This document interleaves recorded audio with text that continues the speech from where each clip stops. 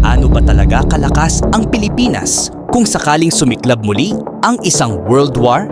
Sa taong 2026, ang military ng Pilipinas ay hindi kabilang sa pinakamalalakas sa mundo. Pero hindi rin ito basta-basta.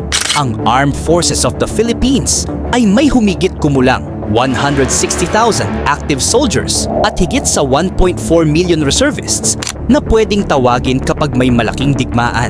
Sa himpapawid, ang Philippine Air Force ay may mga modernong fighter jet tulad ng KI-FA-50 Fighting Eagle, mabilis at kayang magbigay ng air support sa laban. Sa dagat naman, ang Philippine Navy ay may mga modernong frigate gaya ng BRP Jose Rizal, FF-150 na may advanced radar at missile para sa depensa ng mga isla. Pero kahit may mga modernong kagamitan, may isang bagay na mas mahalaga, ang alyansa ng Pilipinas. Sa ilalim ng Mutual Defense Treaty, kapag inatake ang Pilipinas, maaaring pumasok sa depensa ang United States, isa sa pinakamalakas na militar sa buong mundo.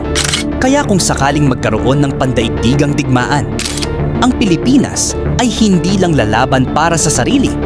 Lalaban ito kasama ang mga makapangyarihang kaalyado. Pero ang tanong, kung sakaling sumiklab ang World War ngayon, kaya bang ipagtanggol ng Pilipinas ang sarili nitong mga isla, lalo't sa China? Ano sa tingin mo?